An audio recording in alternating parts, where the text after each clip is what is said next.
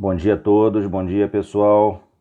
Vamos chegando para a nossa live, junto com o professor Carlos Duarte.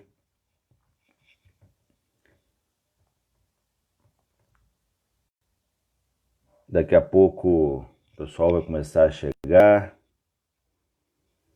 Professor Carlos. Olá, Carlos entrou. Elano, grande Elano. Regina. Grande Carlos, vamos lá, vamos começar. Dani. Guardando aqui o convite do Carlos para a gente começar. Bom dia a todos. Marina. Dani.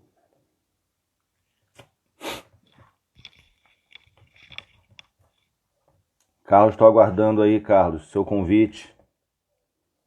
Entra aí com a gente.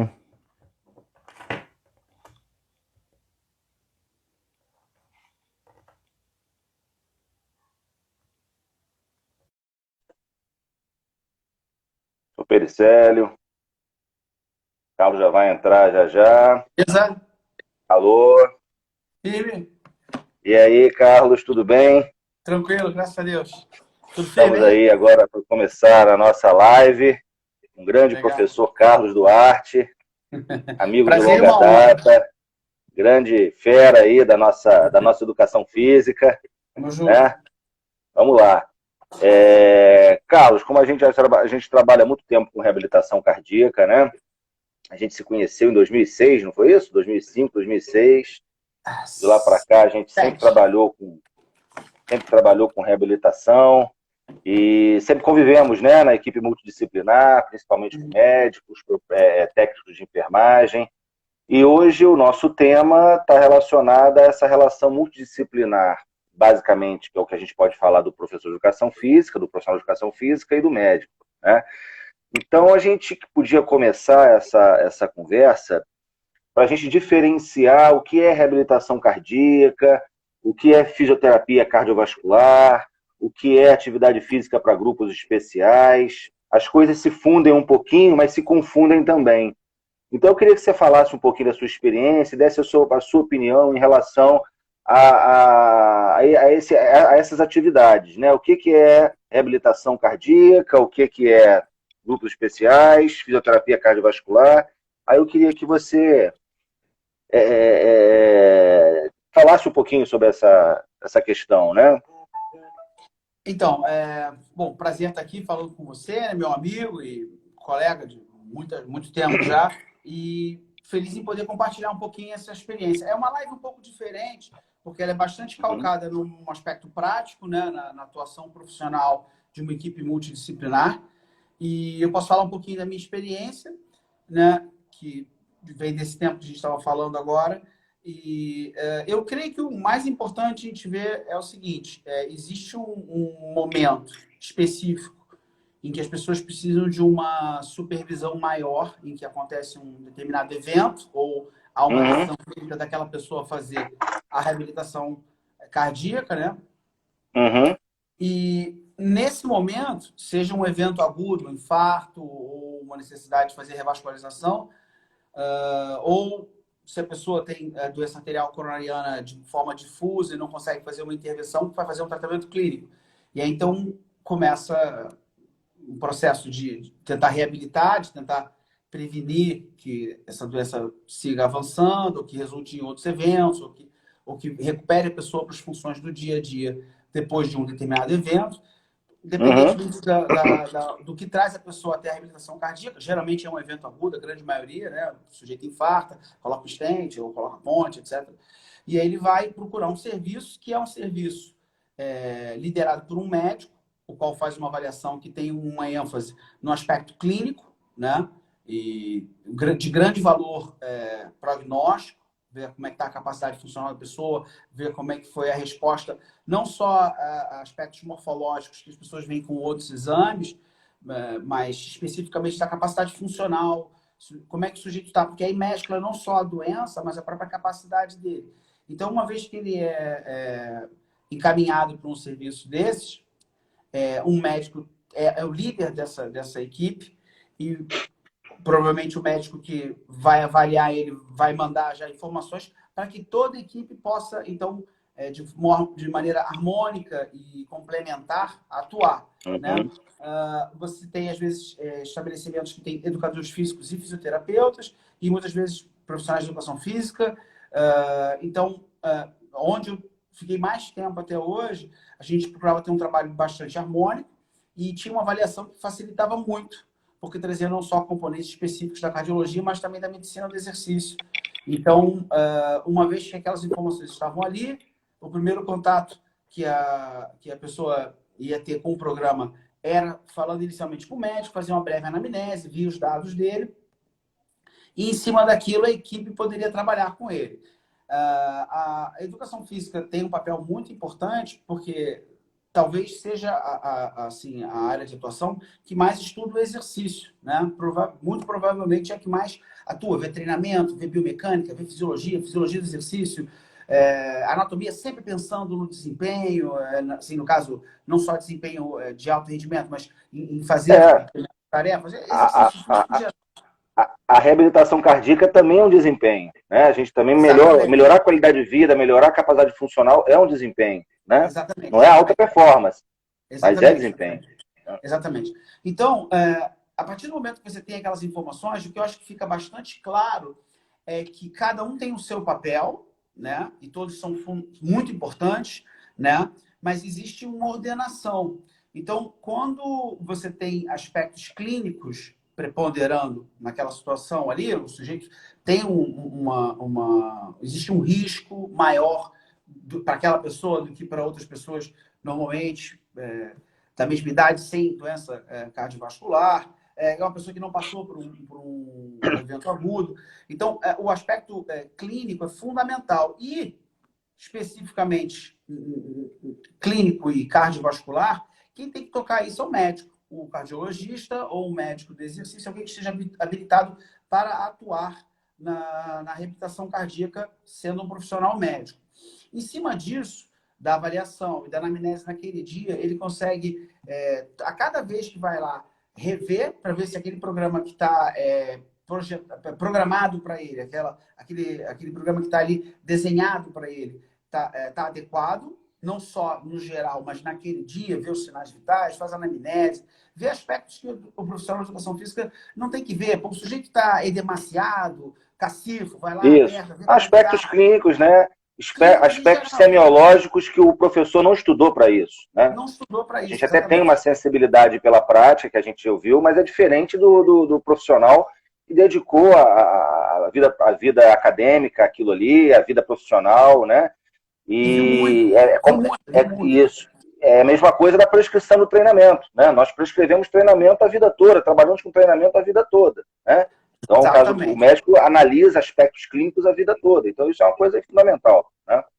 Exato. E isso deixa, então, a gente muito confortável, porque o que eu vi dando aula em pós-graduação é que as pessoas, às vezes, queriam interagir com pessoas que precisavam fazer exercício, que às vezes não era um cardiopata, mas alguém já plurimetabólico, já com a saúde comprometida. E aí, qual é o mais importante? Eu sempre falava, olha, se existe alguma preocupação em relação à saúde, você tem que eliminar essa dúvida para que você atue naquilo que você faz melhor. Quais são os limites clínicos, né? Limite de desempenho você vai entender. Você pegar uma pessoa sem doença, você sabe quando você pode puxar, quando você não pode, porque vai render ou não. Mas quando existe essa fronteira com o aspecto clínico, a gente humildemente tem que procurar entender aquilo ali, tendo nossa posição, contribuindo, dando informações, porque a gente também encontra com a pessoa que vai treinar com a gente muito mais vezes do que o médico, então a gente pode, inclusive, dar subsídio para ele entender melhor e ajustar a sua tomada de decisões. Mas, então, quando vem, depois de uma boa avaliação, que é um aspecto fundamental da reabilitação cardíaca, e a pessoa vem para os outros profissionais, é importante que a gente, seja no aspecto da prescrição do treinamento cardiorrespiratório, treinamento aeróbico, seja no treinamento de fortalecimento muscular. Então, eu acho que o importante eles dão mais ou menos, olha, aqui está os parâmetros mais importantes que a gente precisa observar e os aspectos que a gente tem que fazer. Então, é uma analogia simples, tá? É simplória, só para poder ilustrar melhor para quem não atua na área. Se você for pensar assim, o que o médico vai observar quando a pessoa chega ali, é o seguinte, o que ele pode e o que ele deve fazer, né? O que ele não pode, ver aspectos clínicos. E aí, como a gente promove esse desafio dos sistemas energéticos, do sistema cardiovascular, do sistema osteoarticular, o que a gente pode, o que a gente não pode. Transcende, às vezes, um pouquinho o aspecto especificamente da parte cardiovascular, tem aspectos ortopédicos influenciando o tempo todo na prescrição de exercício, mas uma vez que você coloca ali no tabuleiro, olha, não pode passar daqui, seja um limiar isquêmico, 10 batimentos abaixo do limiar isquêmico, ou, olha, tem uma artrose importante bilateral de joelhos, você tem que observar, bom, como eu vou aumentar o dispêndio energético dele, fazendo uma atividade segura dos aspectos cardiovasculares e ortopédicos. Então, como eu acho que o profissional de educação física entra atuando muito bem. A gente tem como disciplina treinamento desportivo, entende esses princípios de sobrecarga, de recuperação e também, por estar habilitado, já praticou isso muito. Então, é normal, especialmente quem entra na área da reabilitação cardíaca, fica um pouco temeroso, mas conforme fica um pouco temeroso, não, fica um pouco receoso, assim, cauteloso em excesso, o que é normal. Mas conforme você vai observando o padrão daquilo, como funciona, e sabendo que os parâmetros clínicos estão bem definidos, porque fez uma boa avaliação, uma avaliação verdadeiramente máxima, isso é um aspecto fundamental, né? Não adianta o cara fazer 140 no teste máximo ali e estar treinando com você 135, conversando, aquele teste não foi o máximo. Então você precisa realmente desafiar aquelas pessoas dentro de limites que estão bem delimitados. E como você vai desafiar? Eu acho que o profissional de educação física está muito habilitado por ter muita experiência, por ter muita condição de propor, inclusive, soluções criativas. Ora, desde você adaptar ergômetros para membros superiores, para pessoas que têm limitações, vamos supor que você não tem um ergômetro de membros superiores, você faz atividades em que você tem sucessivos movimentos com resistência elástica leve para membros superiores. Essa é uma forma de você substituir, fazer em rounds de 30 a 40 segundos, descansando 30 ou 20 segundos. Então, entendendo como é que funciona, né, os sistemas energéticos, sabendo que tipo de impacto aquilo vai ter no sistema musculoesquelético, você começa a ver que não tem muito limite para o que você tem que fazer, a não ser a condição clínica, né? A coordenação motora, aspectos ortopédicos. Mas uma vez que você entende isso, o profissional está muito confortável para poder manipular essas variáveis e poder sobrecarregar. Então, não é incomum aquela pessoa entra, começa fazendo a atividade de maneira assim, mais fácil de assimilar, numa intensidade tranquila, porque também tem um componente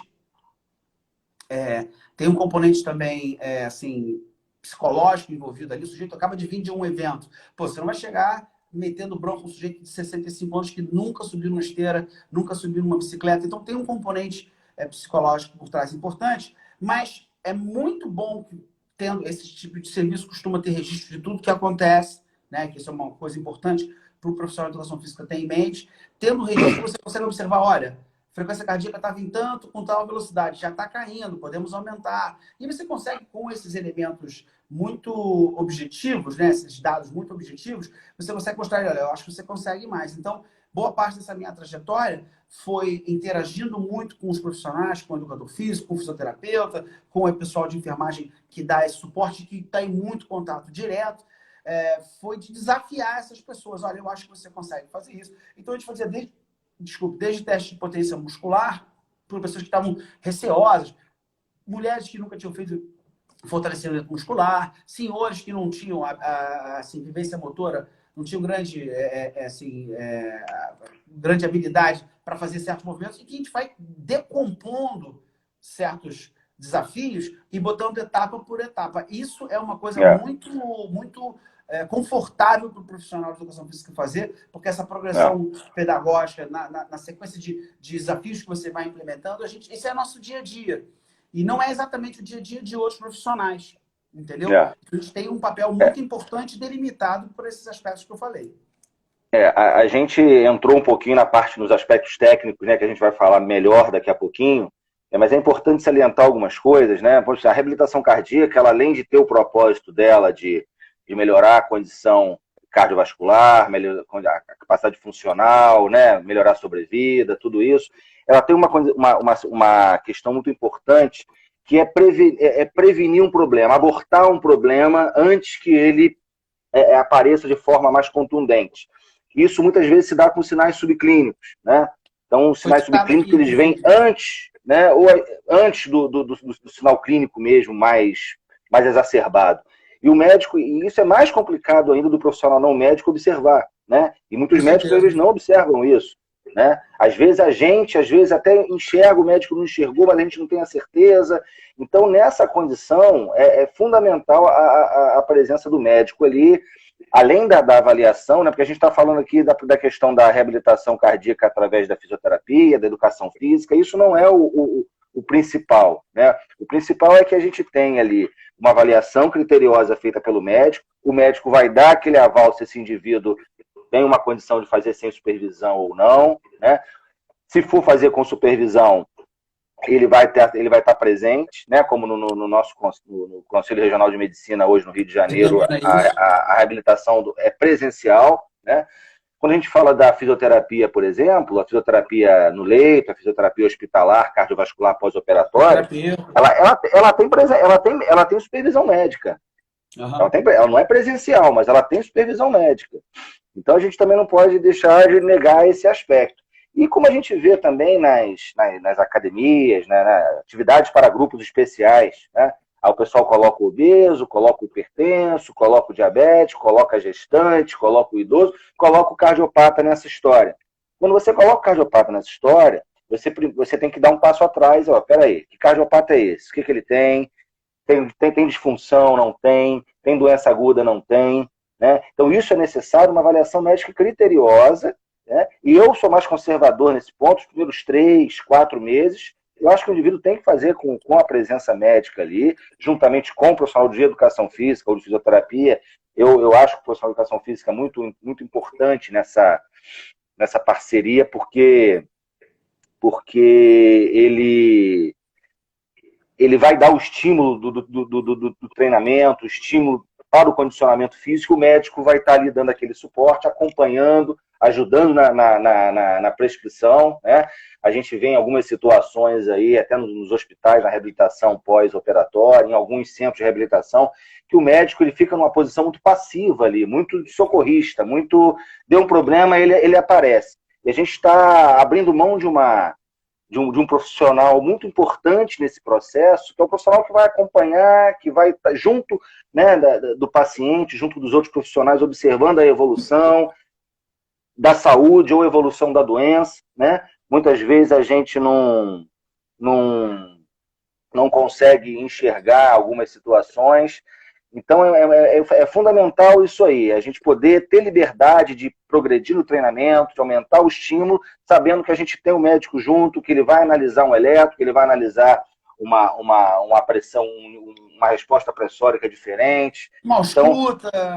Uma escuta, um sinal clínico mais discreto, né? Então, é isso. Eu acho que se a gente tem um problema, né, durante uma sessão de exercício, esse problema o médico vai ter que liderar o processo, né? Ele vai ter que gerenciar aquela crise ali. Então, ele é o profissional que vai estar junto, que é fundamental para estar participando ativamente, não apenas como um guarda-vida de piscina que no cantinho lá deu um problema, ele aparece. Eu acho que isso é uma coisa...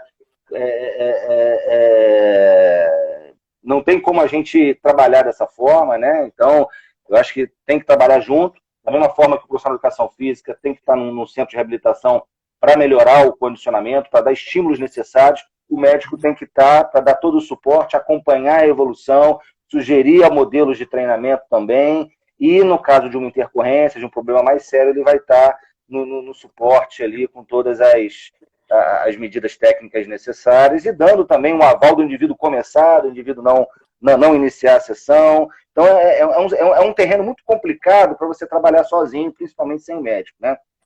Claro, eu também imagino do lado oposto, se o médico não tivesse um profissional habilitado para como eu vou desafiar nesse caso aqui que eu tenho múltiplas comorbidades, múltiplas limitações. A solução, muitas vezes até bastante criativa, vem de um profissional que está muito assim, acostumado, não só habilitado, mas muito habituado a lidar com esse tipo de problema e eu vou solucionar dessa forma.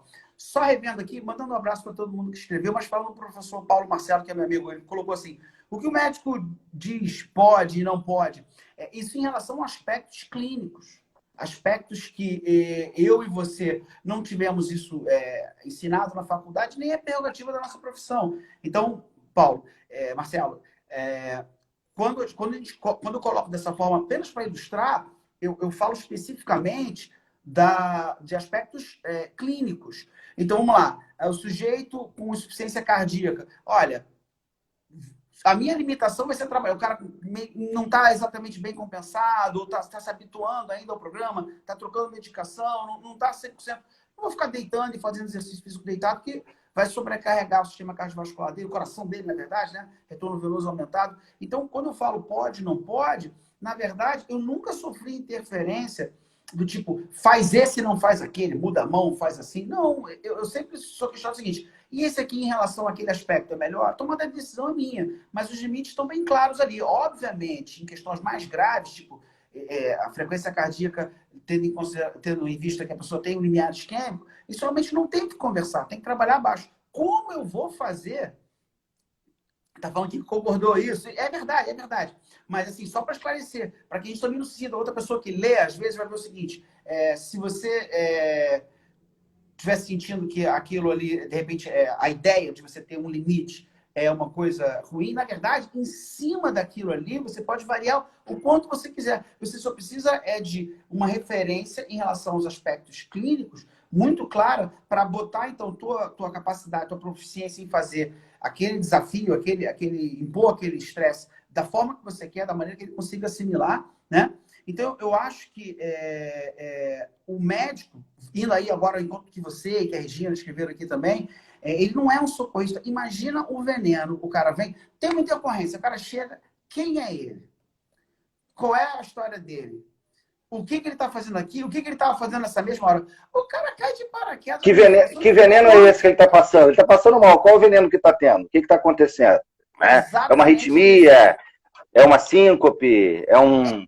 Né? É totalmente distinto. Se for uma arritmia, uma coisa, se for uma queda de pressão. Então, na verdade, ele faz parte da tomada de decisão clínica e é importante para a gente, né, para o profissional de educação física atuando ali, no caso, né, que a gente tem essa parceria para dizer o seguinte, olha, esse cara aqui tem essa questão do limiar, mas ele está muito, assim, poderia melhorar muito aqui, só que tem que trabalhar com frequência mais baixa. Então, eu vou fazer o seguinte, olha, proponho esse estímulo bem intenso até, mas com grandes recuperações. Vê se ele assimila, vê como é que se comporta a frequência. Ah, mas tem a questão também do ritmo dele, que não é muito regular. Então, ao invés de fazer um pico, a gente faz um aclive com uma transição de 1 minuto para um estímulo bem forte de 30 segundos e mais 1 minutinho voltando. Faz até uma coisa escalonada e voltando. Então, na verdade, como a gente vai impor esse estresse, o como é com a gente. Agora, o que a gente vai fazer? Olha, não pode chegar a 140, não pode chegar a tanto. Vai ser com ele. Essa é uma alegoria simples que eu assim, não costumo utilizar, mas é só para a gente ter uma noção que quem for lidar com isso pode ter a segurança de estar dentro de um caminho bem delimitado do ponto de vista assim, clínico, né? Que vai ajudar a gente. Dentro disso aqui eu posso brincar à vontade, entendeu? E interage com o fisioterapeuta se a pessoa tem uma história de lesão importante, etc. Mas a gente tem um papel muito importante aí para como fazer isso, né? Eu vi muitas soluções criativas de inúmeros profissionais nesse período aí, de você ajustando formas de lidar com coisas assim muito interessantes, né? Coisas assim altamente criativas e totalmente embasadas, justificadas e desenhadas artesanalmente para aquela pessoa, porque embora a gente tenha um serviço que tenha a pretensão de escala e etc., muitas vezes em um momento ou outro você vai precisar de um pequeno ajuste, né? A grande maioria responde a uma coisa básica e você às vezes precisa fazer um ajuste ou outro e às vezes você é desafiado. Como é que eu faço isso? Como é que eu faço aquilo? Então, em relação à parte de grupos especiais, não, tem razão. Quando você fala de prevenção primária, dependendo da idade da pessoa, dos fatores de risco, o profissional de educação física entra sem a atuação do médico propriamente. É ideal que as pessoas tenham um médico assistente, que vão acompanhando. Agora, quando você faça uma avaliação antes, né? Exatamente. A partir de uma certa idade, eu, na verdade, independentemente da idade, se eu vou trabalhar seriamente com alguém, se eu quero ou impor um grande estresse, se eu quero que ela promova um desempenho, ou se eu tenho alguma preocupação em relação à histórica clínica dela, ou se já tem um tempo que ela não faz exame, eu recomendo duas coisas. Que ele procure um médico assistente e procure ver com esse médico assistente se ele vai falar com um ortopedista ou um fisiatra, alguém que cuida da parte de osso, músculo, tendão, para ver se ele está bem, para poder impor os estresses que eu sei que fisiologicamente vão fazer bem, mas eu tenho que ver se a carcaça do carro está aguentando esse impacto. E, obviamente, o médico assistente ou o cardiologista, às vezes o cardiologista é o médico assistente dele, que veja se, olha, realmente não tem problema nenhum, o colesterol está legal, não está nada caminhando assim dramático, o teste dele foi bom. E muitas vezes esse teste também serve para dar subsídio para eu iniciar o treinamento. Então, se a pessoa quiser fazer um treinamento mais sério, independentemente dela ter tido um maior risco ou não, eu gosto que ela faça uma avaliação, passe pelo médico. Olha, essa é uma coisa que vai transitoriamente aumentar o meu risco de um evento, né? Se eu tenho um risco alto, isso é relevante. Se eu não tenho, isso é mais baixo, mais improvável, não impossível. E aí, então, quando você fala assim de prevenção primária, o sujeito obeso quer emagrecer, talvez não precise da ajuda do médico, embora seria muito bom, né? O cara tem colesterol alto, etc., essas questões. Mas quando ele tem isso tudo, já é legal que ele vá. Agora, quando a gente fala de cardiopata, a gente fala de um risco maior do que todos esses. Entendeu? As pessoas podem estar caminhando para isso, pode se tornar um cardiopata, mas aquele que já tem doença arterial coronariana conhecida, ele tem que passar por um médico, você tem que, Isso. como professor, né? A gente é profissional, mas é professor também. Faz parte do aconselhamento, tanto em relação a adotar hábitos saudáveis, a como você tem que fazer a tua programação, dando descanso para o sistema muscular quando você faz o fortalecimento, fazendo aeróbico o maior número de vezes durante a semana. A gente também fala assim, é importante você cuidar da sua saúde de forma preventiva e se consultar com o médico. Então, eu tenho esse tipo de conversa, não é muito fácil às vezes, que você está impondo um problema, vai no médico, não sei o que lá, mas é fundamental para você fazer um bom trabalho. Então, eu não vejo muito como você trabalhar com essa parte de cardiopatas se você não tiver em mente que você precisa de um suporte médico. Nas aulas que eu dava, eu procurava realçar que os limites ali vão estar muito limitados pelo aspecto clínico e ver o médico.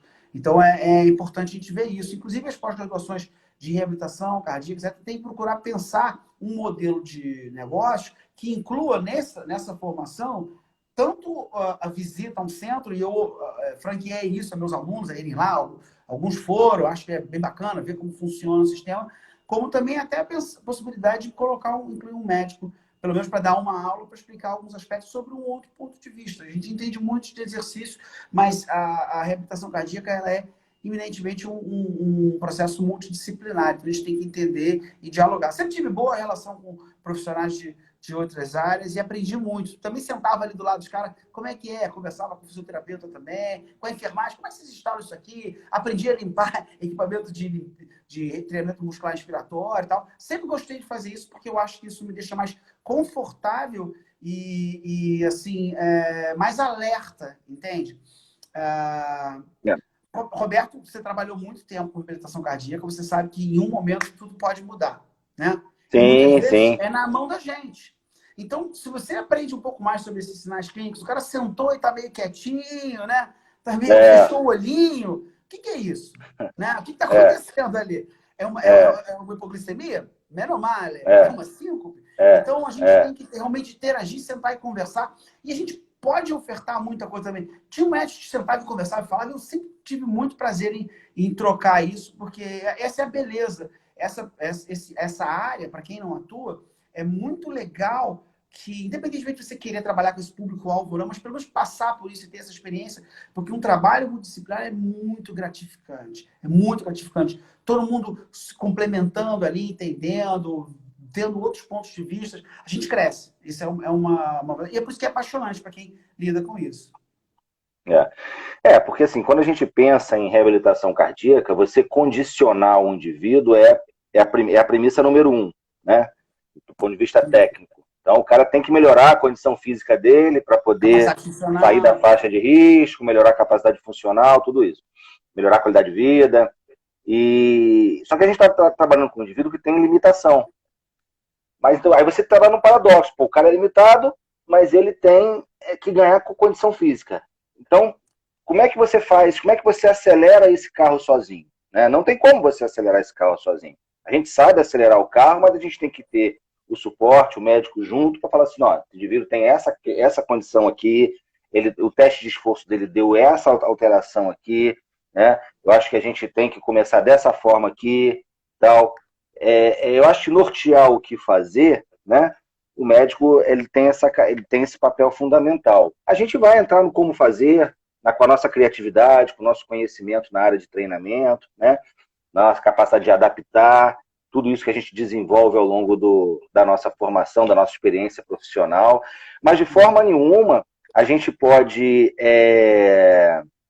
Infelizmente, às vezes a gente tem que ficar baseado em resoluções, né? Que isso era para ser de bom senso, né?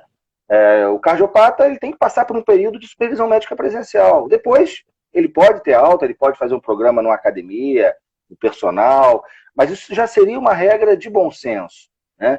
Então, assim...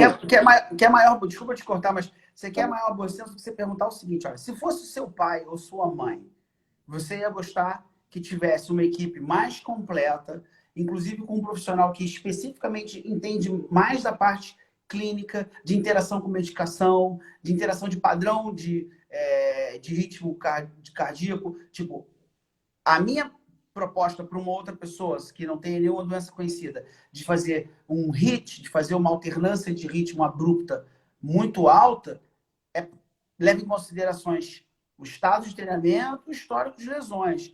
Agora, se as alternâncias, um sujeito que às vezes tem miocardiopatia hipertrófica, essas alterações de ritmo não podem ser abruptas, muitas vezes. Então, esse é um aspecto que não é necessário que eu saiba explicar, que a gente acaba aprendendo. Com isso. Mas quem vai estudar isso especificamente é um especialista disso. Então, quando ele fala, olha, nesse caso aqui, as transições suaves, então o desempenho pode ser chegado, você pode chegar àquele nível de desempenho de formas diferentes, mas com estratégia mais adequada para aquele caso. Entendeu? Isso. Então, a minha escolha para treinar para você, Beto, sprint, interval training ou um mais extensivo, vai para aspectos que da minha programação. Para aquele indivíduo, o cara pode fazer isso se ele teve um infarto, ritmo normal, tá ali com a capacidade funcional normal, tudo ok. Eu posso dar estímulos muito rápidos, corre, entra e sai da esteira com ela rápido, tudo isso. Outras pessoas não. Então a gente precisa se escorar um no outro para tomar uma decisão muito mais sólida. E aí, quanto tempo ele vai fazer? 10 ou 15 ou 20? A gente pode contribuir, entendeu? A gente pode contribuir.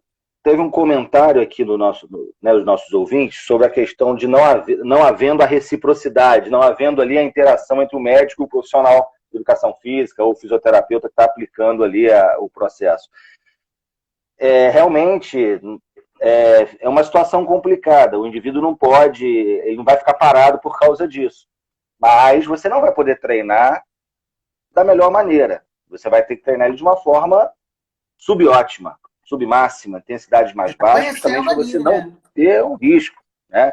Então, o que eu falo, a reabilitação cardíaca é lugar de tratamento, de fazer exercício com vigor, aproveitar o momento da supervisão para poder fazer um trabalho mais elaborado, com uma intensidade mais alta, mais provocativo, aproveitar que existe aquela interação ali entre a gente e o médico, né? Então, o médico vai colocar um eletro, vai analisar a alteração de um traçado, vai analisar a parte clínica, vai analisar um edema, enfim, coisas que a gente não consegue observar e que, se a gente provocar demais o indivíduo, essa janela de risco aumenta.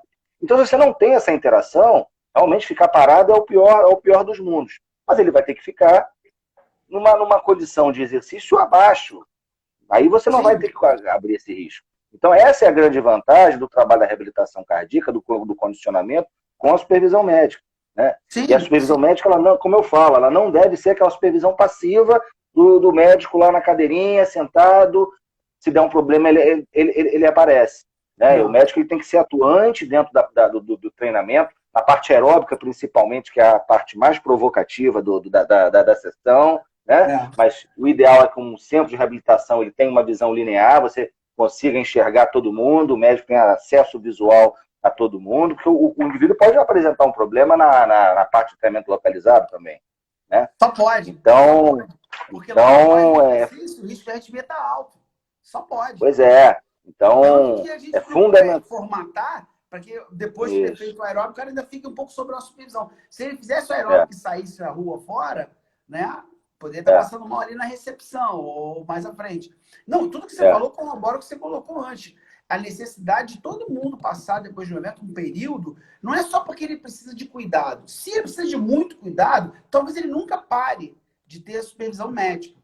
Mas se ele é um cara que a gente vê, não, o cara ele é bem adaptado, entendeu? Tá estável, etc. Ali a gente vai Sim, deixar ele, testar ele bem no sentido de fazer exercícios intensos, exigir bastante dele, para que quando ele for para academia com um profissional que dê feedback para o médico assistente, ó, vai treinar agora, mas eu quero que você encontre com um profissional uma vez por semana no primeiro mês, a cada 15 dias no segundo, e uma vez por mês no terceiro para rever o seu programa. Isso é uma coisa que parece bastante sensato para uma pessoa que está buscando independência, que não precisa de alguém ali sistematicamente trazendo esses ajustes, e que o cara está motivado, etc. Mas você precisa passar por... Olha, treinou bem assim, fez tudo, e não apareceu nada de errado. Senão, às vezes, o sujeito está tão debilitado pós-evento, que o que ele vai fazer fica muito suave, e aí depois, quando ele começa a melhorar e condicionar, ele está desafiando num nível que não foi desafiado lá, e aí aparecem outras coisas que a gente não tinha visto. pois Então, é. na verdade, o fato de ele ter Isso aí. tido um evento ali, não quer dizer que ele está livre de outro, pelo contrário. Tá? Sim. Mas a gente Até não tinha porque você vai, com o treinamento, expor ele muito mais. Né? Exatamente. Isso aí que é importante a presença do profissional médico para identificar pequenas alterações, alterações até subclínicas que são imperceptíveis para os nossos olhos, e que ele vai abortar, ele vai atuar ali num momento crucial para evitar que haja um processo de desencadeamento mais grave, né? Dessa doença desencadear de forma mais grave e gerar maiores problemas. Então, assim, Carlos, a gente que tem uma experiência muito grande com isso, a gente trabalha com isso há muitos anos, a gente não vê aí problema nenhum, a gente só vê solução em trabalhar nessa parceria com o médico, né? Infelizmente, às vezes a gente encontra situações que o médico ele não está presente ou ele é negligenciado na forma de um guarda-vida, né? Fica lá quietinho no canto. Eu acho aquilo ali realmente, eu acho essa situação muito ruim para a reabilitação, porque ou você está fazendo algo de muito risco ou você está fazendo algo muito pouco efetivo. Porque para o profissional médico não estar atuando, ou você está fazendo algo muito leve, que ele poderia estar fazendo na praia, andando, caminhando na praia, você não está fazendo uma reabilitação, está fazendo aí uma terapia ocupacional, né? Ou então é um risco enorme que está sendo corrido ali, né? E você está abrindo mão de uma capacidade de serviço muito, muito nobre dentro da nossa estrutura. Então, porque a reabilitação cardíaca não é só exercício, né? Não é só a prescrição do exercício. Tem muitas coisas envolvidas, para quem que a gente está prescrevendo, como esse indivíduo foi avaliado, como esse indivíduo está apto a fazer aquela sessão de exercício. Às vezes a parte cardiovascular está boa, mas a parte psicológica não está, a parte ortopédica não está, né? E aí eu queria aproveitar esse cenário, Carlos. Nós trabalhamos com vários especialistas, né? Já trabalhamos com cardio, ortopedista, endócrino, fisiatra, reumatologista. Eu, particularmente, médico do exercício, o órgão-alvo da reabilitação é o coração. Né? Então, assim, o problema ele vai acontecer, pelo menos os problemas mais graves, mais diretos ali, eles vão estar ligados ao coração. Às vezes não é nem o mais prevalente ali. Às vezes, a lesão ortopédica ela é muito mais prevalente até do que a parte cardiovascular, mas a parte cardiovascular ela gera um componente de maior gravidade. Aí eu queria ver com você, na minha opinião, acho que por esse motivo o cardiologista ele dá uma segurança maior em relação ao trabalho da reabilitação cardíaca, para você estimular o indivíduo, conseguir treinar, fazer um treinamento mais efetivo, mais intenso, e analisar ali as alterações. Mas eu queria saber de vocês outras especialidades que a gente já teve muitas experiências, e às vezes a gente tem uma troca muito interessante com esses profissionais. Né? Eu queria que você falasse um pouquinho sobre as outras especialidades médicas na reabilitação cardíaca. Né? Eu acho assim, que toda vez que tem uma especialidade diferente, você pode aprender muito sobre a especialidade daquele médico. Mas eu não sei especificamente em termos legais como isso funciona, mas eu entendo que, embora supor que não tenha nenhum tipo de restrição, a pessoa não precisa de uma formação específica para atuar na reabilitação cardíaca. Não precisa. Pois é, então, um dermatologista que fosse hoje se interessar em fazer reabilitação cardíaca, ele precisaria de conceitos específicos que fugiram da área de especialização mais recente dele. E não me compete falar sobre isso. Acho que a pessoa tem total condição ali, por entender a clínica, etc., e fazer. Mas certas nuances ele vai precisar, e não é à toa que muitos que vão atuar são cardiologistas, ou grande parte, pelo menos, passa por uma pós-graduação em medicina do exercício, em que aí ele vai ver inúmeros aspectos, ganha em amplitude quando é um médico do exercício, o cara vê vários aspectos específicos, mas mesmo na especialização da medicina do exercício, a primeira vez que eu conheci a especialização, era pós-graduação, né? Em medicina do exercício, ela tinha uma base na cardiologia muito grande, porque é o que você falou, o aspecto cardiovascular é muito importante.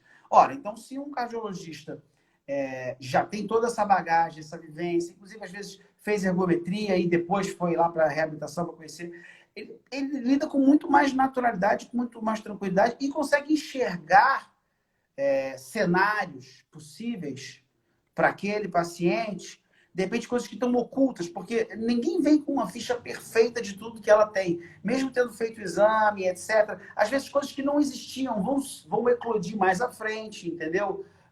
Então, um problema do ritmo cardíaco, assim, uma arritmia que não existia no indivíduo que basicamente teve obstrução e colocou um stent, até ali não tinha, agora está começando a trabalhar com uma intensidade mais alta. Opa, esse ritmo não está muito normal. Que tipo de arritmia é isso? Que isso te faz relembrar? Que isso evoca em você? Então, eu acho que o cardiologista, sim, leva uma grande vantagem, porque como o foco ali é decorrente de um evento cardiovascular, ou o foco independentemente de ter evento ou não, que é o mais provável, mas o jeito, é para prevenção, ou não teve evento nenhum, mas teve que fazer uma revascularização, alguma coisa, o cara não chegou a infartar, mas precisou cuidar disso. Então, tem o aspecto cardiovascular é muito importante. Então, o cardiologista leva muita vantagem.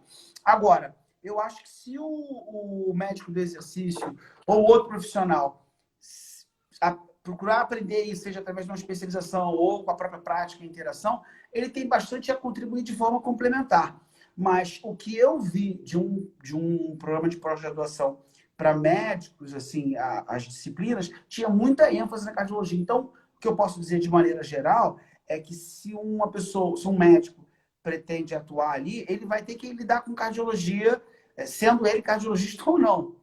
Então, se ele não ele vai ter que buscar rever aqueles aspectos, até para lidar com mais tranquilidade, porque, de fato, como você falou, o desfecho pode ser muito sério, né? De um evento cardiovascular.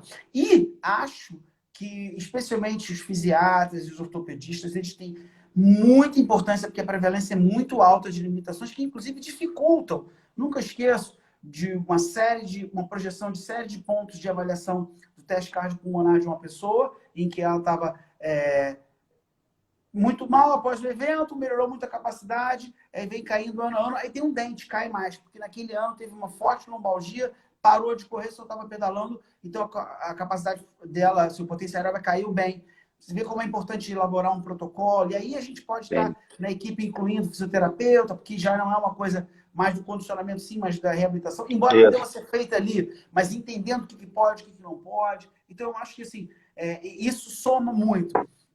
Pouca interação, mas alguma, com endócrino e nutrólogos, assim, isso ajudava bastante a entender alguns aspectos e enriquecia a minha atuação dentro e fora dali. Mas, inegavelmente, a cardiologia sai na frente porque é o órgão-alvo. Essa questão de outras especialidades, as especialidades ortopédicas, né? Fisiatria, ortopedia, elas são fundamentais, né? E aí eu acho que a fisioterapia entra de uma forma bastante importante, né? Porque tem dois problemas. Primeiro, que às vezes você não consegue mobilizar o cardiovascular daquele indivíduo por uma limitação ortopédica, né? E segundo, que às vezes o indivíduo está numa crescente, está evoluindo, está melhorando a capacidade física, mas ele tem uma limitação ortopédica que impede ele de continuar progredindo e acontece essa queda, como você relatou, né? Então é fundamental, porque o profissional de educação física, a gente sabe disso, a gente não tem a capacidade também de, às vezes, analisar mais profundamente uma lesão. ou então de intervir naquele tratamento de lesão que o fisioterapeuta faz com excelência, né? Eu acho que a questão do fisioterapeuta e do educador físico está bem clara aí. Eu acho que o fisioterapeuta tem uma capacidade de tratar, de avaliar uma lesão, né? Tanto o fisiatra como o fisioterapeuta, muito maior do que a gente, né? Por outro lado, a gente tem a capacidade de dar condicionamento, de melhorar a capacidade funcional daquele indivíduo de uma forma diferente também. Então, acho que assim, eu fico muito confortável de falar isso, eu vejo muito claro o papel de cada um, né? O papel do cardiologista, do médico, do fisioterapeuta, do professor de educação física, do nutricionista. Eu acho que tudo isso se encaixa, a reabilitação cardíaca é isso, né? A gente tem que analisar a coisa num aspecto mais amplo, né? Como eu falei, novamente, a reabilitação cardíaca não é só melhorar o condicionamento físico do indivíduo, tem um monte de coisa envolvida aí, né? E aí eu queria entrar num outro assunto que nós somos privilegiados, né? Na nossa formação, a gente poder atuar regularmente e durante muito tempo com outros profissionais, sobretudo o profissional médico, né? A gente está sempre, eu trabalho com reabilitação cardíaca há 20 anos e sempre trabalhei com médico. Então, assim, a gente aprende muito, né? Porque a reabilitação cardíaca, ela tem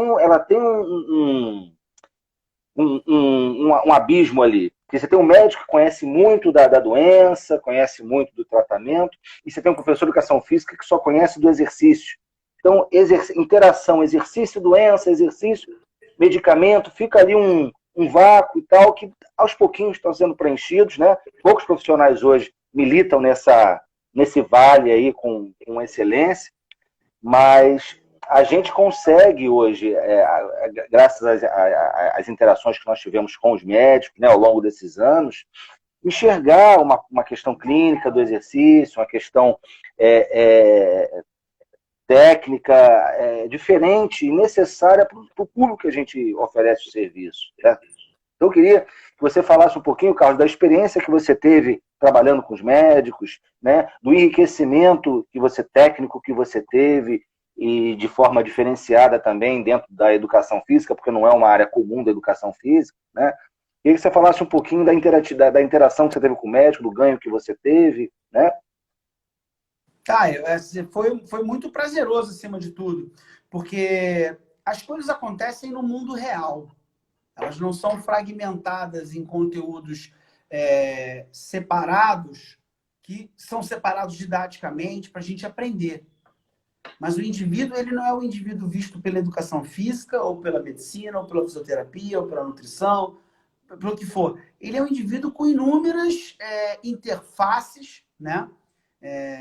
Inúmeros fenômenos acontecem ali naquele momento em que ele vai se exercitar, vai estar se reabilitando, né?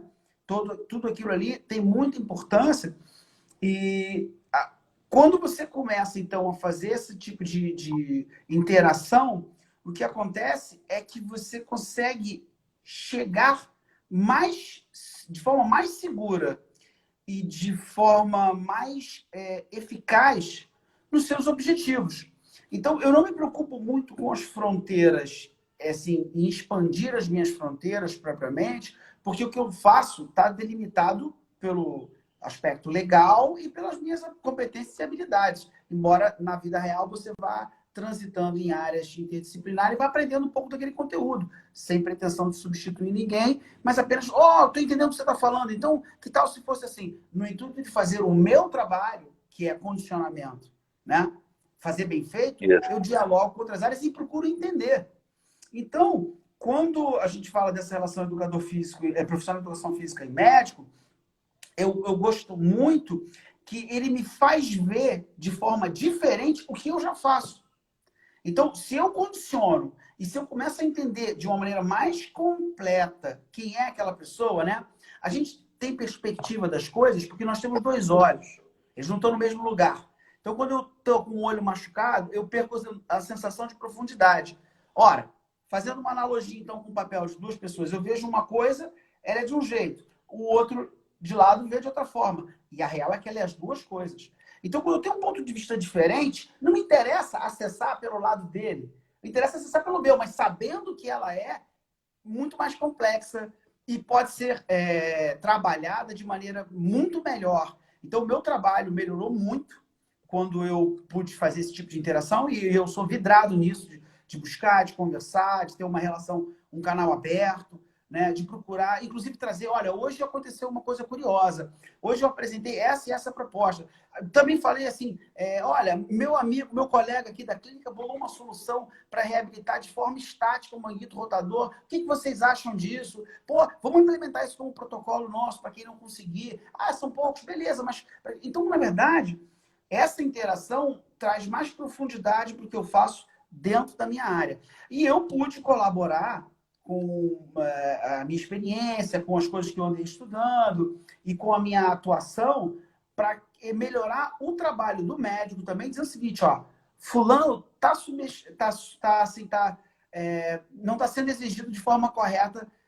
Eu acho que ele... mas ele está se queixando disso, então vamos fazer assim? Vamos fazer assim, sabe? O que você acha? Eu não vejo problema nenhum. Vamos intercalar, então, a fortalecimento com a parte aeróbica. Eu acho que sim. E muitas vezes venderam, olha, fulano está muito debilitado, vamos fazer uma fonte, gente? Vamos embora.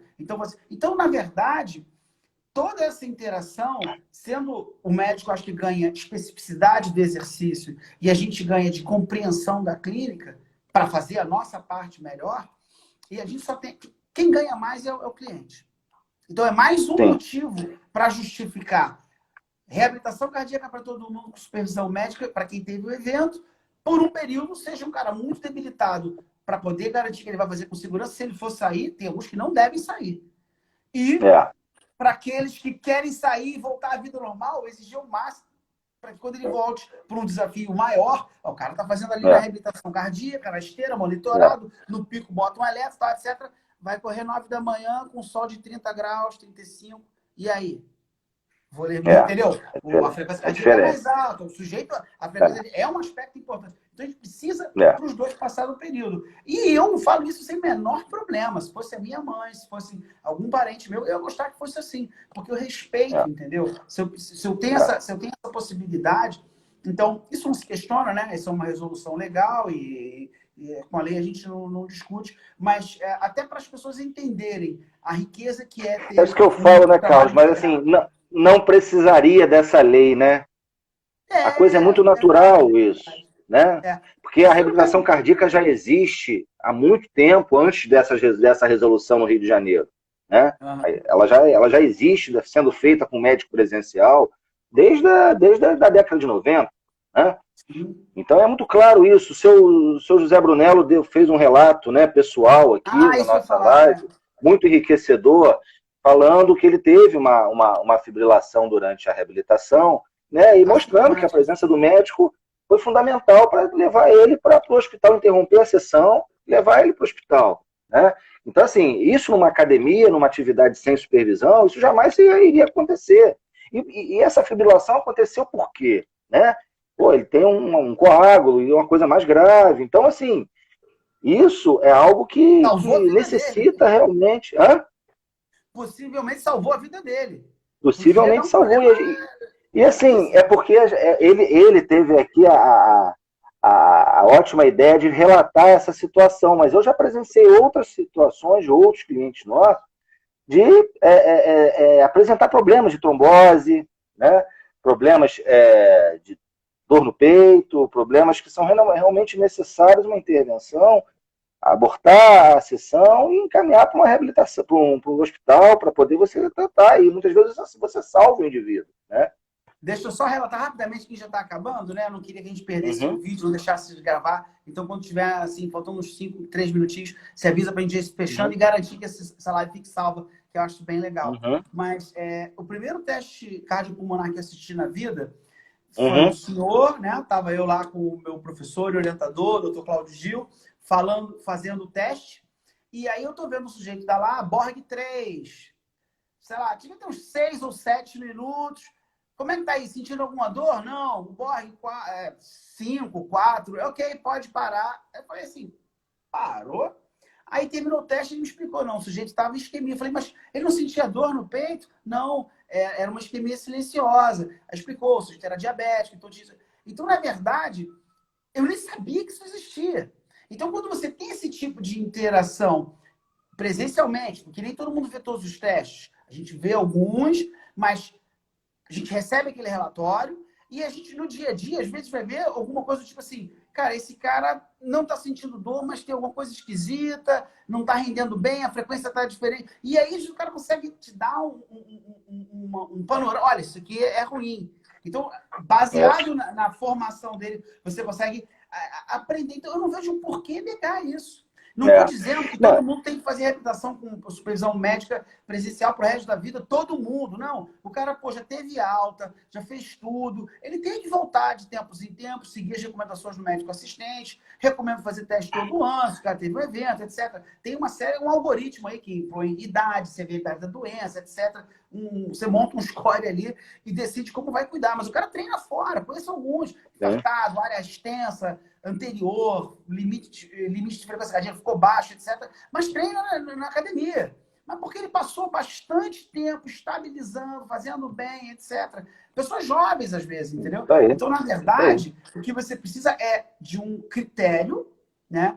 E uma vez que isso esteja bem estabelecido, a gente acha que tem tudo para fazer um bom trabalho. E eu fico muito feliz de ter tido oportunidade. Hoje eu estou na ACE, trabalhando aí com muita alegria, com muito entusiasmo, porque tem essa energia de uma equipe multidisciplinar que se abraça, que se inclui, entendeu? Que se respeita, que faz as coisas irem para frente. Então, eu acho que isso me deixa muito feliz. Tive uma história linda também, muito tempo então, que me trouxe muita coisa, muita bagagem.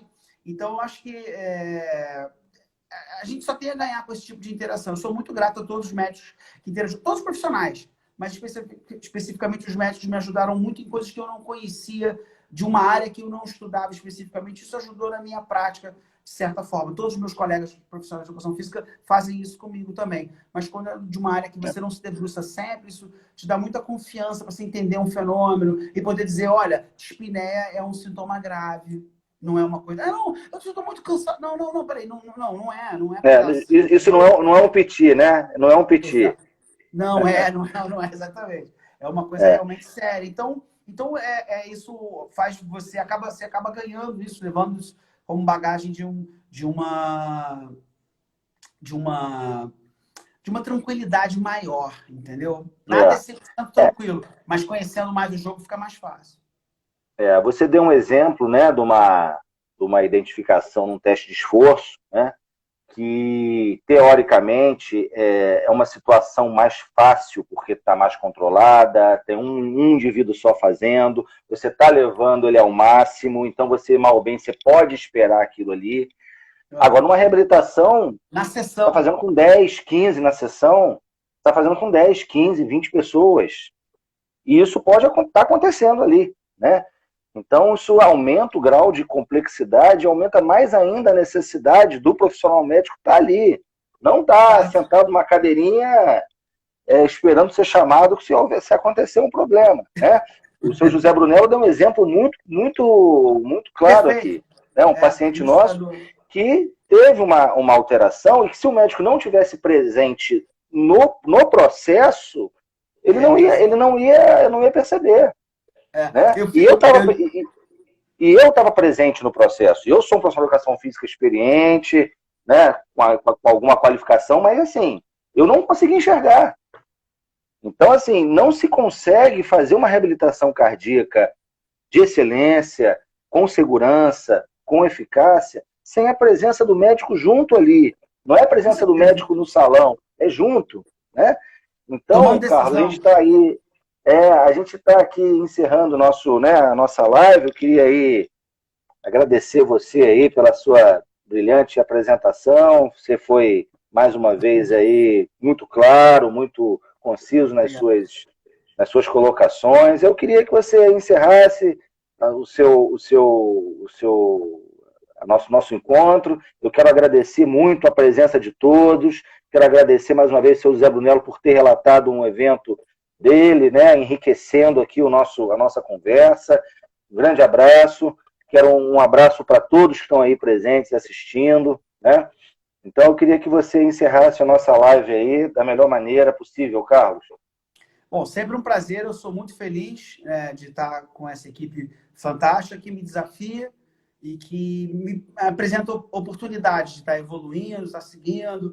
Eu acho que aí tem um desafio enorme pela frente, que é dar escala à 20 segundos, tá? 20 segundos. Ok. Eu amo todos vocês. Forte abraço. Então é isso. Um abraço para todos, bom domingo para todo mundo, tá bom? E essa fase chata tá passando, a gente vai retomar nossa vida normal. Deus quiser. Deus quiser. Tchau para todos.